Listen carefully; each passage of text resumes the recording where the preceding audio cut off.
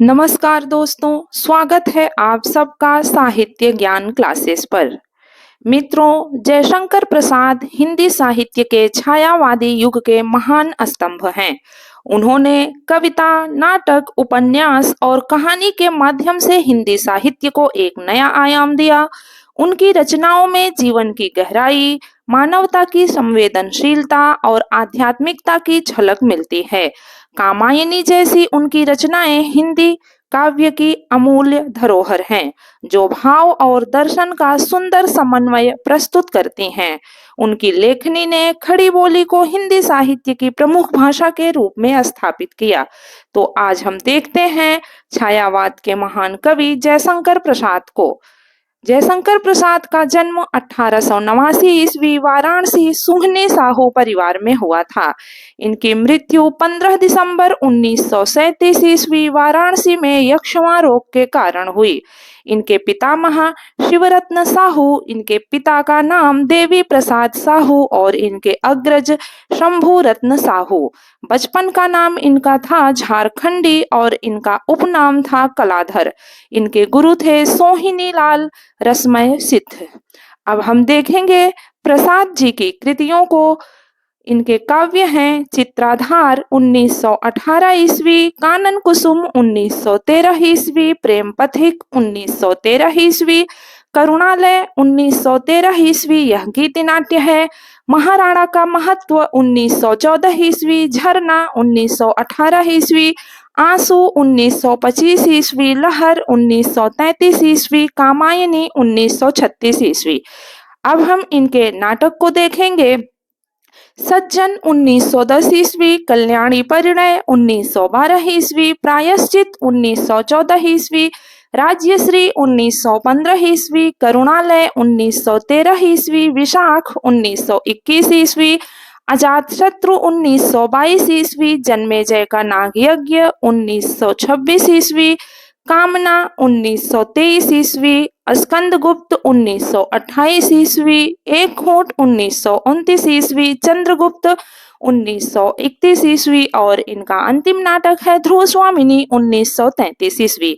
मित्रों, जयशंकर प्रसाद जी ने 3 उपन्यास लिखे।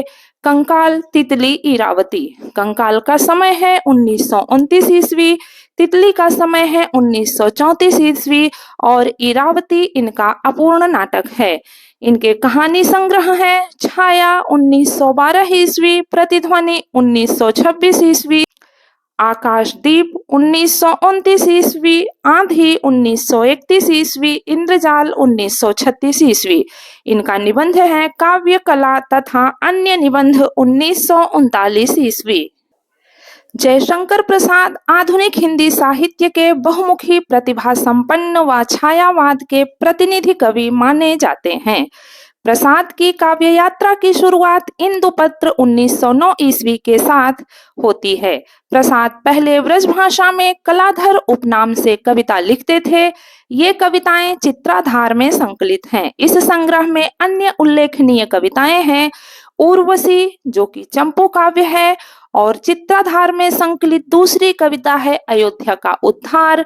अगली कविता है वन मिलन, बभ्रुवाहन, प्रेम राज्य, शोकोच्छ्वास आदि।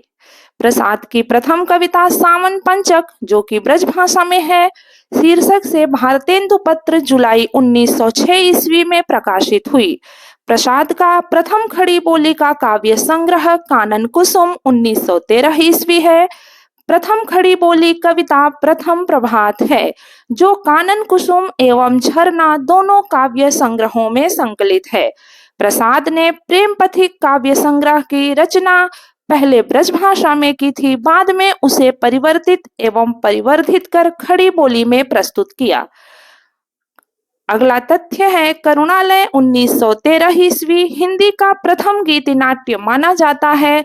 इसका उपजीव्य ग्रंथ ऐतरेय ब्राह्मण है। इसमें राजा हरिश्चंद्र की कथा है। प्रसाद के काव्य संग्रह झरना का प्रकाशन 1918 ईस्वी में होता है। प्रथम संस्करण में 24 कविताएं संकलित हैं, जबकि द्वितीय संस्करण 1927 ईस्वी में 31 नई कविताएं संकलित हैं। अगला तथ्य है झरना को छायावाद का प्रथम काव्य संग्रह माना जाता है। इस संग्रह में यौवन का स्वर है, आत्मदान की अभिलाषा है, भाव प्रवणता एवं आर्द्रता स्पष्टतया परिलक्षित है। इस काव्य संग्रह में प्रथम बार कवि प्रसाद के व्यक्तित्व का प्रकाशन हुआ है और इसमें आधुनिक काव्य की प्रवृत्तियों को अधिक मुखर रूप में देखा जा सकता है। प्रसिद्ध सौष्ठववादी आलोचक नंद दुलारे वाजपेयी ने झरना काव्य को छायावाद की प्रयोगशाला माना है। अगला तथ्य है आंसू 1925 ईस्वी आधुनिक हिंदी साहित्य का मेघदूत। यह एक श्रेष्ठ गीति काव्य है जो मूलतः स्मृति काव्य माना जाता है। आंसू में कवि ने प्रत्यक्ष रीति से अपने प्रिय के समक्ष निवेदन किया है। मुख्यतया वियोग की भूमिका पर प्रतिष्ठित होते हुए भी आंसू के अंत में आशा और विश्वास का स्वर मुखर है। इस काव्य संग्रह में प्रसाद ने 14 मात्राओं वाले आनंद या सखी छंद का प्रयोग किया है। अब हम देखेंगे इनकी अगली रचना की विशेषता महाराणा का महत्व 1914 ईस्वी। यह प्रसाद की लंबी आख्यानक या ऐतिहासिक कविता है जिसमें महाराणा प्रताप एवं अब्दुल रहीम खान खाना की कथा वर्णित है। अगला तथ्य है लहर 1933 ईस्वी। यह प्रसाद का सर्वश्रेष्ठ गीति काव्य माना जाता है। इस कृति पर आलोचकों ने पलायनवादी रचना होने का आरोप भी लगाया है। इस कृति के उल्लेखनीय कविताओं के शीर्षक हैं अशोक की चिंता, शेर सिंह का शस्त्र समर्पण, पेशोला की प्रतिध्वनि, प्रलय की छाया। अब हम देखेंगे टिप्पणी जयशंकर प्रसाद के जागरण गीतों के प्रमुख शीर्षक कौन कौन से हैं। प्रथम शीर्षक है प्रथम प्रभात, दूसरा है आंखों का अलख जगाने को, तीसरा है अब जागो जीवन के प्रभात और चौथा है बीती विभावरी जागरी। इनका अगला काव्य ग्रंथ है कामायनी 1935 ईस्वी। यह महाकाव्य छायावाद का कीर्ति स्तंभ है। कामायनी का लेख कब आरंभ हुआ यह नहीं कहा जा सकता, पर 1928 ईस्वी में सुधा के अक्टूबर अंक में कामायनी के चिंता सर्ग का अंश छपा और कामायनी प्रकाशित हुई 1935 ईस्वी में। यदि इसके लेखन का आरंभ काल 1928 मान लिया जाए तो इसे पूरा करने में कवि को कुल 7 वर्ष लगाने पड़े। कामायनी प्रसाद का संपूर्ण चिंतन मनन का प्रतिफलन कहना अधिक उचित है। इसमें आदिमानव मनु की कथा ली गई है। इस काव्य की कथा वस्तु वेद, उपनिषद, पुराण आदि से प्रेरित है, किंतु कथा का मुख्य आधार शतपथ ब्राह्मण को स्वीकार किया जाता है। आवश्यकतानुसार प्रसाद ने पौराणिक कथा में परिवर्तन कर उसे न्यायोचित रूप दिया है। कामायनी 15 सर्गों में विभक्त है जिसका नामकरण मनोविकारों के नाम पर हुआ है, जैसे चिंता, आशा, श्रद्धा, काम, वासना, लज्जा, कर्म, ईर्ष्या, ईड़ा, स्वप्न, संघर्ष, निर्वेद, दर्शन, रहस्य, आनंद। कामायनी में आदि मानव की कथा तो है, पर इसके माध्यम से कवि ने युग के महत्वपूर्ण प्रश्नों पर विचार किया है। कामायनी अपने रूपकत्व में एक मनोवैज्ञानिक और दार्शनिक मंतव्य को प्रकट करती है। कामायनी को काव्य माना जाए या रूपक या दोनों। आमुख में प्रसाद ने लिखा है, आर्य साहित्य में मानवों के आदि पुरुष मनु का इतिहास वेदों से लेकर पुराण और इतिहासों में बिखरा हुआ मिलता है, इसलिए वैवस्वत मनु को ऐतिहासिक पुरुष ही मानना उचित है। यदि श्रद्धा और मनो अर्थात मनन के सहयोग से मानवता का विकास रूपक है तो भी बड़ा भावमय और श्लाघ्य है।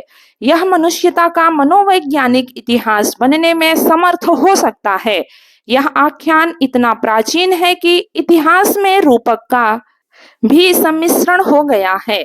इसलिए मनु, श्रद्धा और इड़ा इत्यादि अपना ऐतिहासिक अस्तित्व रखते हुए सांकेतिक अर्थ की भी अभिव्यक्ति करें तो भी मुझे कोई आपत्ति नहीं।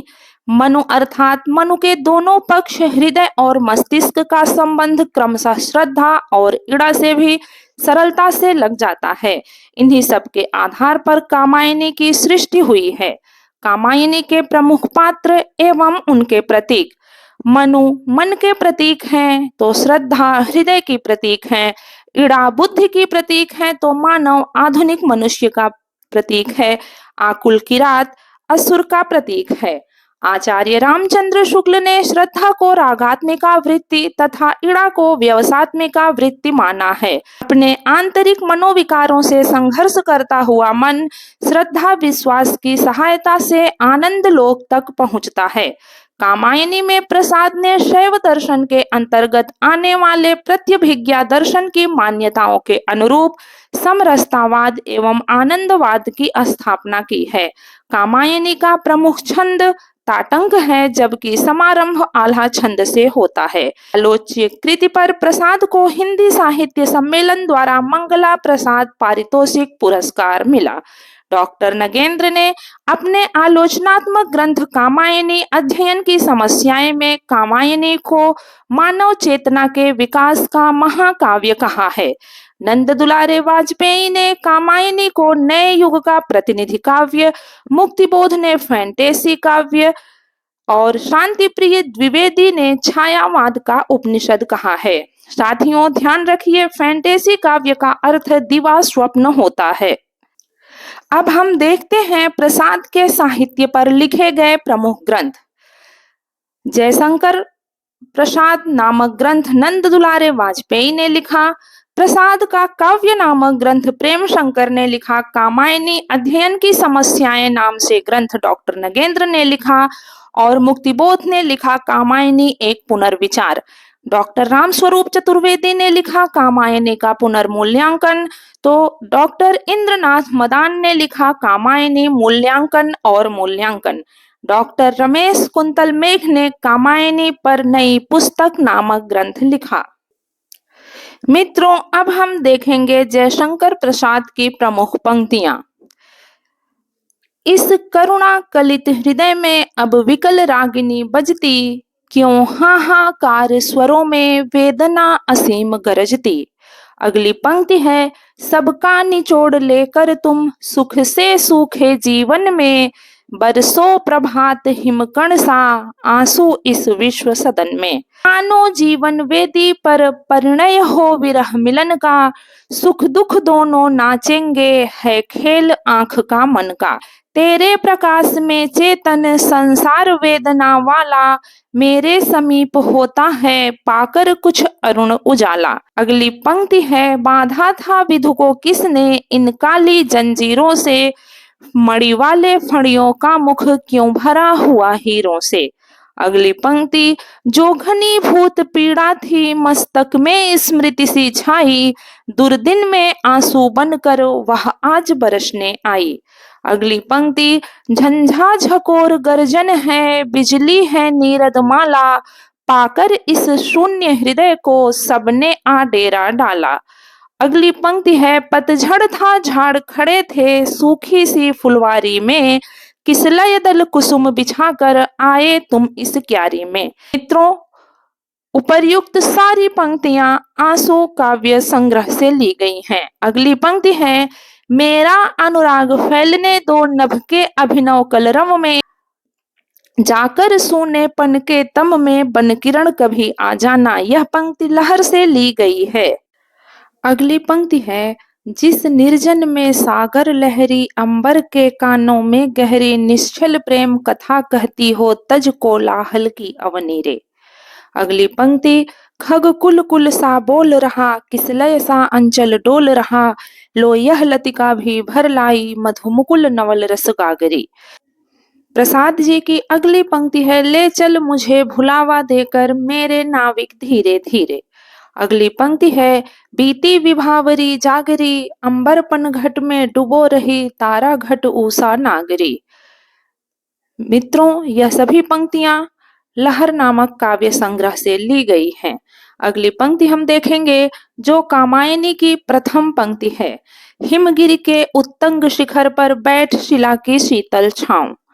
अगली पंक्ति है, समरस थे जड़ या चेतन, सुंदर साकार बना था, चेतनता एक विलसती, आनंद अखंड घना था। अगली पंक्ति, तुम भूल गए पुरुषत्व मोह में कुछ सत्ता है नारी की, समरसता है संबंध बनी अधिकार और अधिकारी की। अगली पंक्ति है, काम मंगल से मंडित श्रेय, सर्ग इच्छा का है परिणाम, तिरस्कृत कर उसको तुम भूल, बनाते हो असफल भवधाम। अगली पंक्ति, नारी तुम केवल श्रद्धा हो। अगली पंक्ति है, कर्म का भोग भोग का कर्म, यही जड़ चेतन का आनंद। अगली पंक्ति है, शक्तिशाली हो विजयी बनो, विश्व में गूंज रहा जयगान। अगली पंक्ति, किंतु जीवन कितना निरुपाय, लिया है देख नहीं संदेह, निराशा है जिसका परिणाम, सफलता का वह कल्पित गेह। अगली पंक्ति है, जग की सजल कालिमा रजनी में मुख चंद्र दिखा जाओ, प्रेम वेणु की स्वर लहरी में जीवन गीत सुना जाओ। मित्रों, यह पंक्ति लहर से ली गई है और इसके पहले की उपर्युक्त सभी पंक्तियां कामायनी नामक काव्य ग्रंथ से ली गई थीं। अगली पंक्ति है, अरुण यह मधुमय देश हमारा, जहां पहुंच अनजान क्षितिज को मिलता एक सहारा। यह पंक्ति चंद्रगुप्त से ली गई है, जो कि कार्नेलिया का कथन है। अगली पंक्ति है, हिमाद्रि तुंग श्रृंग से प्रबुद्ध शुद्ध भारती, स्वयं प्रभा समुज्ज्वला स्वतंत्रता पुकारती। यह पंक्ति चंद्रगुप्त नाटक से समवेत गायक के रूप में ली गई है। अगला प्रश्न है, अधिकार का सुख कितना मादक और सारहीन है। तो यह पंक्ति स्कंदगुप्त नाटक से ली गई है और स्कंदगुप्त नाटक की एक और पंक्ति है, आह वेदना मिली विदाई। अगली पंक्ति प्रेम पथिक से है, मुझको न मिला रे कभी प्यार। अगली पंक्ति है, हृदय ही तुम्हें दान कर दिया, क्षुद्र था उसने गर्व किया। अगली पंक्ति है, उज्जवल वरदान चेतना का, सौंदर्य जिसे सब कहते हैं। अगली पंक्ति है, चंचला स्नान कर आवे, चंद्रिका पर्व में जैसी, उस पावन तन की शोभा आलोक मधुर थी ऐसी। अगली पंक्ति है, यह नीड़ मनोहर कृतियों का यह विश्वकर्म स्थल है परंपरा लग रही, ठहरा जिसमें जितना बल है। अगली पंक्ति है, विषमता की पीड़ा से व्यस्त हो रहा स्पंदित विश्व महान, यही दुख सुख विकास का सत्य, यही भूमा का मधुमय दान। तो मित्रों, यह था प्रसाद जी का संपूर्ण साहित्यिक परिचय, जो बहुत ही कम समय में और बहुत ही विस्तृत रूप से आपको बताया गया। उम्मीद है आपको यह जानकारी पसंद आई होगी। इस वीडियो में हमने जयशंकर प्रसाद की कविताएं, नाटक और कहानियां इत्यादि के बारे में देखा। मित्रों, जयशंकर प्रसाद की कविताएं, नाटक और कहानियां आज भी हिंदी साहित्य प्रेमियों के दिलों में जीवित हैं। उनके लेखन से समाज में जागरूकता और सकारात्मक बदलाव की प्रेरणा मिली। उनका साहित्य न केवल कला और भावनाओं का संगम है, बल्कि सामाजिक और आध्यात्मिक सुधार का भी माध्यम है। जयशंकर प्रसाद की साहित्यिक विरासत आने वाली पीढ़ियों के लिए प्रेरणा का स्रोत बनी रहेंगी और हिंदी साहित्य को नई ऊंचाइयों तक ले जाएंगी। तो साथियों, यदि आप सबको यह वीडियो पसंद आया हो तो इसे लाइक करें, अपने मित्रों के साथ साझा करें और चैनल को सब्सक्राइब करना ना भूलें। कमेंट में ऐसे ही ज्ञानवर्धक वीडियो पाने के लिए अपने विचार जरूर व्यक्त करें। फिर मिलते हैं अगले वीडियो में। शुभकामनाओं सहित धन्यवाद।